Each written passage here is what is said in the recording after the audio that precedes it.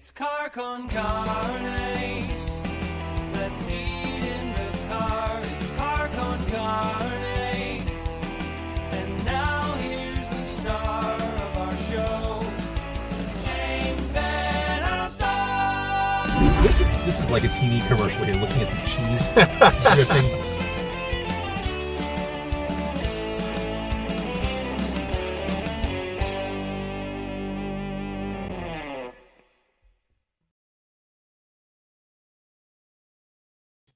I swear to God, now that I'm doing these less frequently, it's harder to do. I feel like I'm starting from scratch every time. Welcome to Car Con Carne. I'm James Van Alstyne, and I am doing these remotely less frequently because the world just came back from the blip. Everyone's just moving around. Everything is feeling more normal, and as such, people are less inclined to stay home and want to do an interview from home. With that, next week, Car Con Carne returns to the car. My guests for the triumphant return to my Mazda 3 will be Blake from the band Letdown. We're going for hot dogs. And I'll still be doing interviews just like this, like the one you're about to hear and see. In fact, next week, I'll be joined by Lucky Boys Confusion. This month is the 20th anniversary of their major label debut. Huge breakthrough record for them, Throwing the Game. They'll be talking about that next week. A lot more on the way. It'll be kind of a hybrid model of Car Con Carne moving forward. We'll do it from here. We'll do it from the car. I'll be all over the place. Car Con Carne is sponsored by Siren Records McHenry. Speaking of records, which I love to do on this show, I'm joined by some people responsible for a record that is available tomorrow. Tomorrow, right? Yeah, or tonight at midnight, yeah. Tonight at midnight. Oh, my goodness. Trey Elder from Quiet Pterodactyl. Also, Sean and Brian from the super cool band Miirors. The record in question is the second volume of Situation Chicago. Situation Chicago 2. If you say it fast, you slur. Situation Chicago 2. It is out tomorrow. And Trey, we'll start with you. For those who maybe missed Volume 1 and don't know what this is about, give us the elevator pitch for Situation Chicago. Well, first of all, what's wrong with you guys, and how did you miss the first record coming out last year? While you were at your house, you weren't doing anything. Were you not paying attention? No, seriously, though, Situation Chicago was a collection we put together, a vinyl double release last year. There was a reaction to the pandemic. We had 25 Chicago-based musicians on it, and all the money went to 25 independent music venues that were closed indefinitely because of the pandemic. And now we have Situation Chicago 2 because everything is still horrible. But a slight different slant on this one. This time the proceeds are going to go to the Civil SAVE Emergency Relief Fund, which SAVE stands for Staff, Artists, and Venues. And they are raising money to give out grants. They already did a round for venue staff for people that were furloughed that worked at venues. Not just civil members, but all around the Chicagoland area. And then later on this year, they're going to start giving out artist grants to musicians again in the Chicagoland. I think that future interviewees could learn something from you, Trey. Come out of the gate berating people. How do you? Yeah, I know about this. Where you been? Screw you he guys. started by shaming me, and then I guess I just kept listening. I have a quick question for you, though. You said that you guys are going to be eating a hot dog on your next in the car show. Yes. So, are you a Chicago hot dog purist, or how do you like your dogs? No, I like that's the way I order them. But I don't shame people for ketchup. You know, I have kids. Once you have kids, it's like you understand that some people enjoy ketchup on hot dogs. No, I always order the Chicago dog. I like having to like two-handed so it doesn't spill on my chest. But you know, as you said, Trey, you do you. Yeah. When it comes to hot dogs, whatever. Are you a hot dog purist, or do you shame people? Me? Yeah. I don't shame people, but I am not a Chicago dog kind of guy. But I grew up in North Carolina, so there's not a North Carolina style dog. But yeah, I like ketchup and mayonnaise on my hot dog. All right, well, this is the perfect opportunity to bring Sean and Brian into the conversation. Where do you stand on the hot dog? Jeans and Judes. Jeans and Judes? Yeah. Wrapped up with the French fries, like way too many fries to eat in one setting? Absolutely. That's the best. I think it goes for $2.85 for a double dog. It's the deal of the century. Still. So I grew up in West Virginia, and we had what's called sauce. And it's just like chili, basically, with onions. And it's like a finely ground meat sauce. Put a little cheese on there. It's basically chili cheese. Does it come out of a can? No. Well, it can. And that'd be fine. It sounds delicious. Yeah. Sounds delightful. All right, well let's go to Miirors. So you're on this album. The track is Sinistry. Did you reach out to Trey? Did Trey reach out to you? How did you end up involved with the project? Trey reached out to us. We've known Trey for quite a while, and yeah, he reached out to us, and we thought this would be a perfect song for the release. And it's awesome. And Trey, obviously, you agree it's the lead song on the album. Yeah, it's track number 1. I've been both a friend and a fan of Brian's for a long time. I met him in the early Matthew days, I believe. So yeah, we've always been friends, and I knew whatever they were going to send was going to be killer. Yeah, I was happy to have them kick things off. So when you did the first one, was there an inkling in the back of your head like, well, if this works, we'll just keep going and do another one? Well, people asked at first, yeah, well, when are you going to do the next one? And my response was always, I hope we don't have to do another one. Yeah. You know, I wasn't starting a record label, you know, but you know, I hope the world is in a better shape. But yeah, but yes, part of the idea was that it could be a series that could be replicated both in Chicago and in other cities as well. Well, the first one did really well. It's seriously out of print. Miirors aside, are there artists on this compilation that you wanted to put on the last one you didn't have room for, or is this just everyone you couldn't get to last time? Yeah, I mean, I'm a lover of music, and so I mean, if everything that I wanted to be on the record was on there, it'd be a 100 vinyl set. Yeah.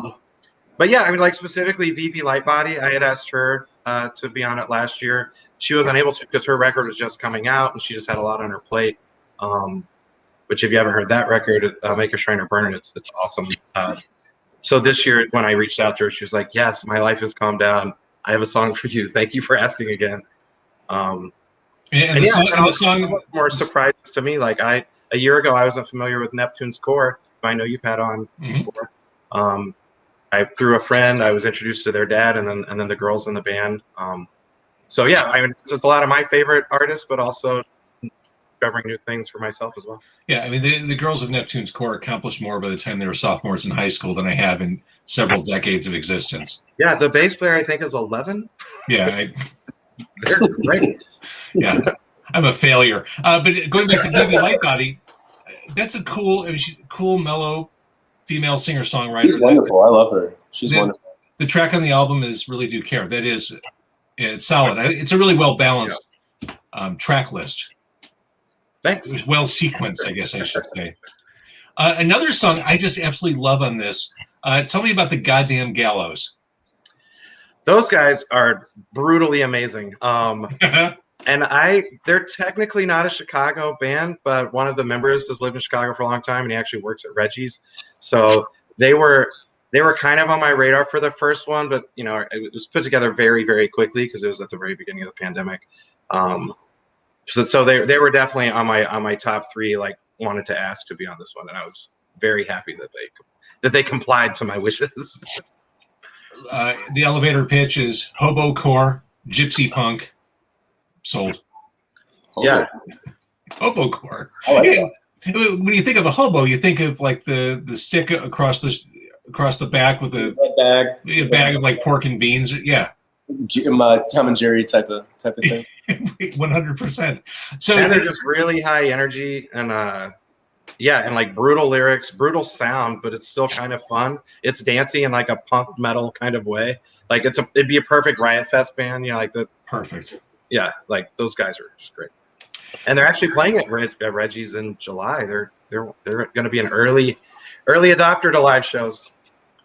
Good. All right, I can't wait because all of a sudden we went from 0 to 60. It's like, oh, I can't wait for live music to come back. It'll come back someday. Yeah. Then I keep seeing announcements tumble through everything. I'm like, there was no countdown. There was no anything. I'm ready for it, but I'm not ready for it. It's intense. I went from being a hermit to, oh wait, there are a million things I want and need to do now. Well, and also like I could go on for hours about the things I have a distaste for our government, but the way they've distributed the vaccines has actually been, it's not been flawless, but it's actually been impressive. I just heard today that Japan is at like 3% first vax only, and you think about Japan being like very, very organized, and they just weren't prepared for it. Right. So they're digital extras. This is a single disc release. So obviously some stuff is kind of on the periphery of the actual vinyl release. The digital extras are cool. You've got some solid artists doing the digital thing. Yeah, well, we decided to make this one a single vinyl instead of a double. Partially, to be honest, like to keep our costs down, but also I didn't want to outpace, especially musicians. A lot of people have been out of work, so instead of putting out like a $45-$50 ask, we wanted to keep the price, a little more affordable for people. But then as I was putting it together, I was like, I really wish I could have fit, with vinyl, you've got 22 minutes and a few seconds on each side. So it's like, it's a puzzle to put together to make it work. I was like, I really want to put this track on there. Ooh, I really want to put this track on there. And so I was like, why don't we just, extend the download, the digital bonus tracks that way. All right. So who are the bonus track artists? Oh, we've got Avondale Ramblers. We've got actually Justice Hill, who is the first song on the Situation Chicago 1, DJ Honeybun remix of his song. So it's kind of a tie-in to the first project, even though otherwise it's all new artists. Gramps the Vamp. Mm-hmm. And Adem Dalipi, who is an amazing singer. Yeah, and he's young too. He's in college. And I think he was on I don't know what season because I don't watch it, but he was on American Idol. But he's another young up and coming guy. Yeah, I love it. And then the actual record has Umprhey's McGee, featuring Bella Fleck. Yeah, when they sent me that track, I was like, "Are you, really? That's I can have this? Yeah, I could have a track with Bella Fleck. I mean, Umprhey's is also awesome, but I mean, Bella Fleck, come on. Cool hip hop song in there early on, Robust. Don't know why. Nice and jazzy. Yeah, Fest Grandiose. Speaking of jazzy, Imperial Boxman, and Jeff Parker, and Aaron McDougall. Yeah, Jeff Singer. Very loud. Stoked to have Jeff Parker on it too. I've always been a big fan of Tortoise and all the things Jeff's done aside from that. That's huge. But the Parting Glass song, maybe I hear stand-up bass in that, just very loungy and totally cool. Definitely, it's very like 1930s, 40s-ish kind of like, not cabaret. Yeah, just like late night sexy lounge type of vibe. All right. Speaking of late night sexy, we do have Miirors here, and I don't want to neglect them. Again, this song Sinistry that leads off the album, it's energetic, it's big, it's atmospheric, it's groove heavy. It's awesome. So are you guys, what are you working on now? We're working on a full-length album that we started a long time ago. We have tracked almost all of it at Electrical. Brian Deck is mixing the album at Narwhal, which is not so newly reborn in Wicker Park. A few years now? Yeah, I think so. 2 years. We're rounding the bend. We're rounding third base on the album. Love it. Super excited about it. We've taken our time, and we feel as strongly about every song on the album as we do this song. And we're very proud to be able to say that. Well, and the version of Sinistry that's on Situation that was recorded live at Narwhal, correct? Correct. That was a live recording. Yeah. Narwhal, Brian Deck is he's starting a series called The Definitive Version, a live in-studio recording series. And this song, the video/audio, the video and audio that accompany the audio that will be on Situation Chicago will be part of the lead-off session for Definitive Version. Yeah, we just figured since we can't play live, or we couldn't play live, why not put something else out that was? It's one thing to put a record out, but why not put something out live that encapsulates what we've been doing the whole time? Totally agree. And it seemed to be a natural thing for us. That was the song. It made sense. And it's been a really fun time. And that in itself is becoming like a small film. We've shot it in black and white, and it's something that we're really proud of. We can't wait to put that out. So it's sort of a volley of the recordings as they are on a proper record versus what we're doing in the moment, which happened to be captured by 5 cameras. It's such a cool song, and you kind of said it. I was expecting during the pandemic some giant video renaissance, like performances on video, conceptual videos, just because artists couldn't play out. I figured that we were going to see like the equivalent of a baby boom after World War II, but in music video form. Didn't quite happen, or maybe it's just a delay, and we're going to start seeing the results of all that. All I can say right now is that we did that. So it'll be interesting. When everyone kind of started to do the live recording thing, during the pandemic, I was talking to one of the guys at Audio Tree, and he's like, "We've been trying to tell people how cool this was for a long time." He's like, now it took 2 months, and everyone's trying to catch up with what we've been doing. Where you been? We've been here all along doing this.